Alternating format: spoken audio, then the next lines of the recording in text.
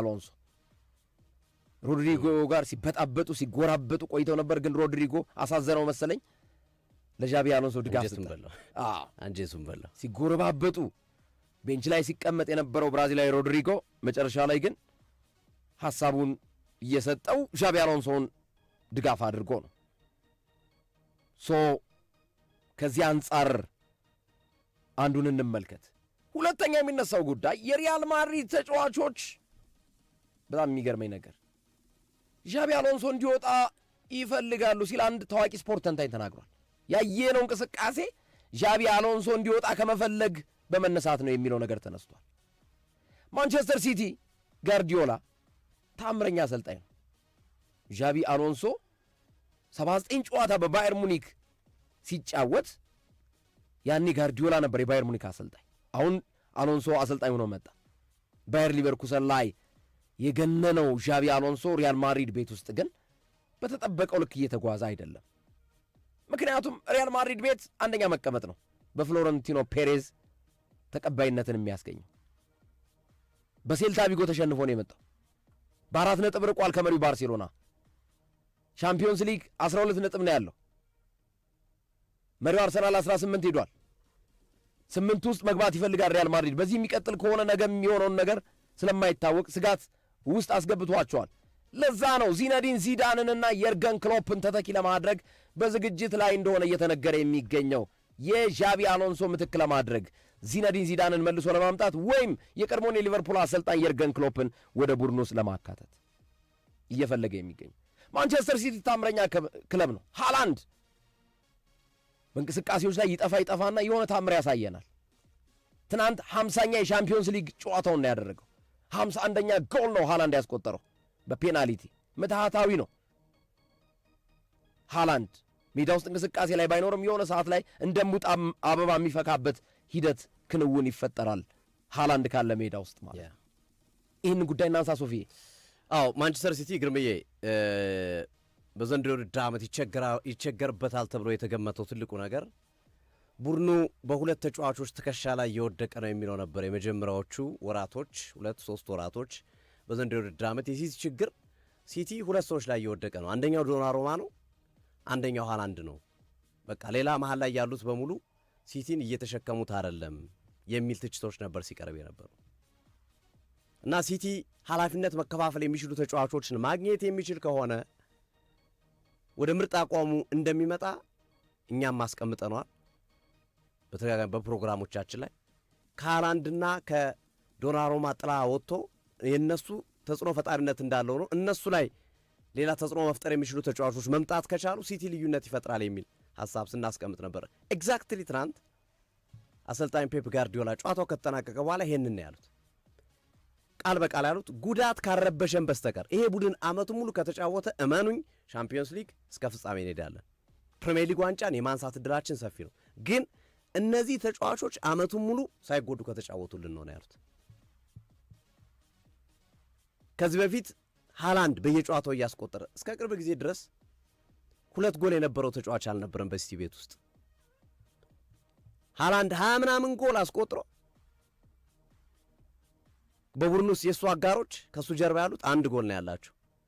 ታያን ራይንደርስ 1 ጎል፣ ቼርኪ 1 ጎል፣ ፊል ፎደን 1 ጎል። እንዲህ ነበር የነበራቸው። ይሄ ብቻውን ነበር የተሸከመው። ኃላፊነትን ሼር የማድረግ ችግር ነበረ በሲቲ ቡድን ውስጥ። አሁን ግን ያ ነገር ቀስ በቀስ እየተቀረፈ እየመጣ ነው። በተደጋጋሚ ጨዋታዎች ሃላንድ ባላስቆጠረባቸው ያለፉት ጨዋታዎች ላይ ሃላንድን ባስቆጠረባቸው ጨዋታዎች ላይ ሲቲ እንዲያሸንፍ ምክንያት የሆኑ ወሳኝ አሲስቶች፣ ጎሎች እየተመለከትን ያለ ነው። ፊል ፎደን አሁን ጎል አስቆጣሪ ሆኗል። ፊል ፎደን ተከላካዮቹ ጎል እያስቆጠሩ በፊት በነ ቪሴንት ኮምፓኒ የምናውቀው ሲቲ እየመጣ ነው። ከሳጥን ውጪ ሮቢን ዲያስ ያስቆጠረው ጎል ሰንደርላንድ ላይ በጣም አስደናቂ ጎል ነበር። ጋቫርዲዮል ነው ሁለተኛውን ጎል ያስቆጠረው። ከዛ ነው ፎደን መደምደሚያውን ከሪያን ቸርኬ የተሻገረለትን ኳስ ማስቆጠር የቻለው። ራቦና ኳስ አስተላልፎለት ማለት ነው። የውድድር ዓመቱ ምርጥ አሲስት መስለኛለች እሷ ኳስ እና ይሄ ሼር እያደረጉ ነው። ትናንት ኦራይሊን ያስቆጠረው 1 ጎል፣ ሃላንድ ፔናልቲን ያስቆጠረው። ሁሉም ቲቦ ኮርቷ ግን ሶፊ ምን ነካው? ያ ኳስ ላይ ጥያቄ ታነሳበታል። ምንም ጥያቄ የለውም። ግን አሁን ሲቲ ይሄ በሚፈለገው ደረጃ እየመጣ ያለ ቡድን ነው። በሚፈለገው ደረጃ ጋርዲዮላን በሚፈልጉት ደረጃ ቡድኑን ማድረግ በሚፈልገው ደረጃ እየመጣ ያለ ቡድን ነው። ሪትሬት ሊያደርግ የሚችለው ወይም ሊመለስ የሚችለው ሲቲ ጉዳት ካስተናገደ ነው። አሁን ጋርዲዮላ የመጀመሪያ ክፍተታቸውን እየደፈኑ ነው። ኃላፊነት ሼር ማድረግ ላይ ቸርኬም ሼር እያደረገ ነው፣ ፎደንም ሼር እያደረገ ነው፣ እነ በርናንዶ ሲልቫ ሼር እያደረጓቸው ነው፣ እየተሸከሙላቸው ነው ቡድኑን። እነ ሮቢን ዲያስ እነ ጋቫርዲዮል ሳይቀር ጎል እያስቆጠሩ ነው። ቀጣይ የአሰልጣኝ ጋርዲዮላ ትልቁ ስራ የሚሆነው ከተቀያሪ ወንበር ላይ የሚነሱ ተጫዋቾች ተጽዕኖ ፈጣሪነት ማደግ አለበት። ትናንት አሁን ወሳኝ ተጫዋቾቻቸውን ሪያል ቸርኬን ፊል ፎደንን ይመስለኛል 3 ተጫዋቾች አላንድ ጨምረው ሲያስወጡ ቡድን አይቶ ከሆነ ወረደ። አሁን ተቀያሪ ላይ የሚነሱ ተጫዋቾችም ኢምፓክትፉል መሆን አለባቸው። ተጽዕኖ ፈጣሪነታቸው በጣም አሪፎች እኮ ናቸው። አሁን የገቡት ሳቪኒዮ ነው፣ ኦማር ማራሙሽ ነው የገባው። አሪፍ ልጆች ናቸው የገቡት፣ ግን ገና አልመጡም በቡድኑ ውህደት ውስጥ። ቀስ በቀስ የሚሆን ነው ይሄ። ጊዜ ይሰጣል። የሊግ ውድድር በየሳምንቱ በየ3 ቀኑ ያለው ውድድር አላቅም። ግን አሁን ጉዳት ቢገጥም ሃላንድ ላይ ጉዳት ቢገጥም ምንም የላቸው። ፊልፎደን ላይ ጉዳት ቢገጥም በሱ ልክ ቡድኑን የሚያስተካክል ተጫዋች የላቸው። በርናንዶ ሲልቫ ያውን ነገር ቢያጋጥመው ቡድኑ መልሶ ወገቤን ነው የሚለው። ሮቢን ዲያስ፣ ጋቫርዲዮል፣ ኦራይሊ፣ ማቲያስ ኑኔዝ እያንዳንዱ ተጫዋች 11ዱም አሁን ምርጥ 11 ነው ያላቸው እንጂ ከምርጥ 11 ውጭ ጥሩ ተጫዋች የላቸውም። አሁን አርሰናልን ስናነሳ የምንቀጠቀሳቸው ነገሮች አሉ። ምርጥ 11ዱም አሪፍ ነው። ከተቀያሪም የሚነሱት ኢምፓክትፉል ናቸው። ተቀይሮ ገብቶ ጎል አስቆጥሮ ቡድኑ እንዲያሸንፍ ያደርጋሉ። የማርቲኔሊን የኦሎምፒያኮስን ጨዋታ፣ የማርቲኔሊን የአትሌቲኮ የባየር ሙኒኩን ጨዋታ ምናምን ማንሳት እያንዳንዱ ጨዋታ ተጽዕኖ ፈጣሪ ተጫዋቾች አላቸው። ትሮሳርድ ኢቨን አስቶን ቪላ ላይ ጎል አስቆጥሯል እኮ ተቀይሮ ገብቶ። ሲቲ ግን እንደዚህ አይነት ተጽዕኖ ፈጣሪ ተጫዋች የላቸውም። እሱ ላይ በደንብ መስራት ይኖርባቸዋል እንደ ክፍተት የሚታየው እንጂ ይሄ ምርጥ 11 እንዳሉት እኔም ከጋርዲዮላ ጋር እስማማለሁ። ይሄ ምርጥ 11 የማይጎዳ ከሆነ በሊጉም በሻምፒዮንስ ሊጉ በደንብ ኮምፒት ማድረግ የሚችል ረጅም ጉዞ መጓዝ የሚችል ቡድን እንደሚሆን እገምታለሁ፣ አስባለሁ።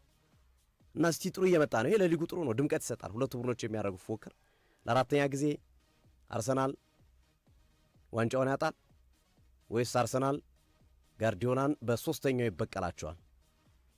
ባለፈው ከሊቨርፑል ጋር ስለሆነ የተወዳደረው ማለት ነው ያለፈው ዓመት። ቀሪዎቹ 2 ዓመታቶች ከሲቲ ጋር ነበር። ዘንድሮ ከሲቲ ጋር እየተፎካከረ ነው። እንዴት ይሆናል የሚለው ነገር እንዲያጓጓ ለተመልካች አዝናኝ እንዲሆን ጋርዲዮላ እያደረጉልን ነው።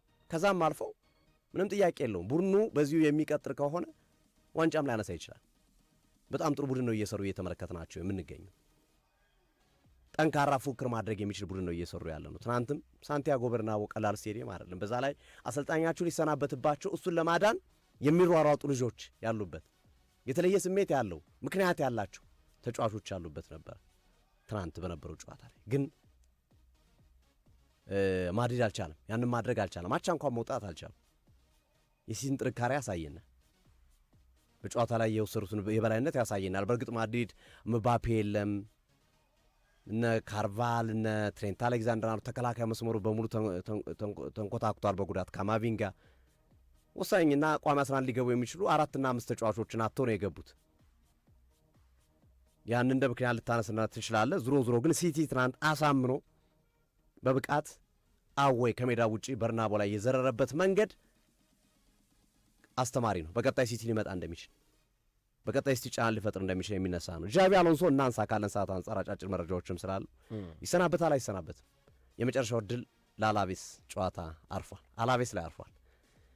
ሪያል ማድሪድ ላይ ይሰናበታል ተብሎ ነበረ፣ ግን ተጫዋቾቹ አላኮረፉም የሚል እምነት በቦርድ ውስጥ እንዲያደር ሆኗል። ትናንት ሮድሪጎ ሄዶ ያቀፈበት መንገድ ጎል ካስቆጠረ በኋላ ኢንድሪክ ተቀይሮ ገብቶ ያደረገው እንቅስቃሴ ተጫዋቾቹ እሱን ለማትረፍ ያደረጉት ትግል መሰረት ባደረገ መንገድ አሁንም ለካ ስሜት አላቸው የሚል ሐሳብ ተቀምጦ ከጨዋታው በኋላም ተጫዋቾችን አናግረዋቸዋል። በቃ ተጫዋቾች ከጉዳት የሚመለሱልን ልጆች አሉ፣ እኛም የተሻለ ፐርፎርማንስ እናደርጋለን፣ አሰልጣኙ እንዲሰናበት አንፈልግም ብለዋል። ያኮረፉትም ተጫዋቾች እነ ቪኒሲየስ ጁኒየርም እነ ሮድሪጎም እነ ኢንድሪክም ይህን ነገር ተናግረዋል። አሳዝኖኛል ዣቪ አሎንሶ ሆነን ለመናገር ግን ከጨዋታው በኋላ የሰጠው አስተያየት ሰምተዋል ስለ ሮድሪጎ። እንዲህ አይነት ፕሮፌሽናል ተጫዋች መሆኑ በጣም አስገርሞኛል። የትናንትናዋ ጎል ለዚህ ዓመት ምርጥ አቋም እንዲያሳይ መነሻ ትሆነዋለህ ብዬ አስባለሁ። ከዚህ በኋላ ሮድሪጎ የቡድናችን ቋሚ 11 የማታጡ ተጫዋች ነው እኔ በምኖርባቸው ጊዜያቶች የሚል ሐሳብ ነው የሰጠው። የቆጨው ማለት ያንን ባለማድረጉ የቆጨው ይመስላል ጃቢ አሎንሶ ከንግግሩ የምትረዳው ነገር ማለት ነው። ስለዚህ አሎንሶ በማድሪድ አላቬስ ላይ አርፏል። አላቬስ ያሰናብተው ይሆን? ጋርዲዮላ እንግዲህ ዱላውን አሳርፈውበታል።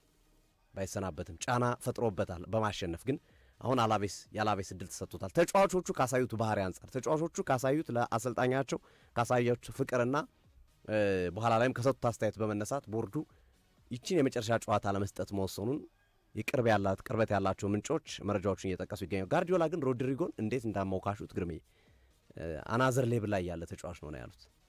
በጣም ነው ያንቆለጳጰሱት። በጥሬ ዝውውር መስኮት ተጫዋቹን ለመውሰድ ሊመጡ ይችላሉ። ይህ ተጫዋች ትናንት በነበረ አንድ መረጃ ላይ ይህን ተጫዋች መውሰድ የሚፈልግ ክለብ 15 ሚሊዮን ፓውንድ ቅናሽ ተደርጎለታል ተብሎ ነበር። 80 የነበረው 65 አድርገውት ነበር የሮድሪጎን ዋጋ። አሁን ግን እርግጠኛ ነኝ ከትናንትናው ፐርፎርማንስ በኋላ ዋጋ የሚቀንስ አይመስለኝም። ሪያል ማድሪድ መቀነስ ብቻ ሳይሆን የሚሸጠውም አይመስለኝም። ጃቢ አሎንሶን ቆዩም ሄዱም ሮድሪጎ ከዚህ በኋላ ተመራጭ ተጫዋች የሚሆነው ራሱን በደንብ አስከብሯል፣ በደንብ አሳይቷል በትናንትናው ጨዋታ ላይ። ስለዚህ አሎንሶ በሪያል ማድሪድ እስከ እሁዱ የአላቬስ ጨዋታ ላይ እንደሚቆይ የመረጃ ምንጮች እያሳዩ ነው። ግርምዬ አንድ ነገር ብቻ ልጨምር። ሪያል ማድሪድ ሶፊ እንደምታውቀው አሰልጣኝ ለማሰናበትም ኢቨን እንኳን አይደለም የውጤት ትርምስምስ ውስጥ ገብቶ ዣቢ አሎንሶ ይቅርና አሰልጣኙ የሻምፒዮንስ ሊግ ዋንጫ ዴል ቦስኬ አሳክተው አይ ቴክኒካሊ ላይ ስትቀመጥ ግርማ ሞገስ የለህም ብለው ያሰናበቱት ሪያል ማድሪዶች ለዣቢ አሎንሶ ይታገሳሉ የሚል እምነት የለኝም እኔ። እንኳን ውጤት ጠፍቶ ማለት ነው ዴል ቦስኬ ሲባረር እኮ የሻምፒዮንስ ሊግ ክብር አሳክቶ ግርማ ሞገስ የለም ተብሎ አታምርም በቃ ግርማ ሞገስ የለም ቴክኒካል ኤሪያው ላይ ስትቀመጥ ምንም ደስ የሚል ነገር የለም ብለው በቁራጭ ሶፍት ተሰናብታል ብሎ እኮ ነው ዴል ቦስኬን ያባረሩት። እና ለዣቢ አሎንሶ ሊራሩ ውጤት ጠፍቶ ዴል ቦስኬ ሻምፒዮንስ ሊግ አሳክቶ እኮ ነው ግርማ ሞገስ ያጣ አሰልጣኝ ነው በሚል ያባረሩት። ሪያል ማድሪድ ቤት አሰልጣኝ ለመቅጠርም ለማባረርም ይችን ታክል ስቅቅ አይላቸውም አመራሮቹና ፍሎሬንቲኖ ፔሬዝ ማለት ነው። እና ዣቢ አሎንሶ ሶፊ እንዳልከው እስማማለሁ ከቀጣይ ጨዋታ የሚዘላ አይመስለኝም። ኢቭን ቀጣይ ጨዋታ ቢያሸንፍ ራሱ ዣቢ አሎንሶ በቃ አክትሞለታል፣ አብቅቶለታል። እንዴት ያለ ምክንያት ሪያል ማድሪድ ደግሞ የሆነ ነገር ካሰበ እንደ ዳርት ሳይወጋ መሃሏን አይመለስም። ተጫዋችም ለማስፈረም አሰልጣኝም ለመቀየር ልክ እንደ ዳርት በለው ሪያል ማድሪድ መሃሏን ወግቶ ነው የሚመለስ። የርገን ክሎፕና ዚነዲን ዚዳንን ወደ ቀድሞ ቤቱ ለመመለስ ፍሎረንቲኖ ፔሬዝ እና ሪያል ማድሪዶች እንቅስቃሴ ጀምረዋል። ስለዚህ ያ ካለ ደግሞ የዣቢ አሎንሶ ጉዳይ እያከተመ የመጣ ይመስላል። በላሊጋው ተንሸራተዋል፣ በሻምፒዮንስ ሊጉ ውጤት እያጡ እና ዣቢ አሎንሶ እህል ውሃው ያበቃ ይመስለኛል በሪያል ማድሪድ።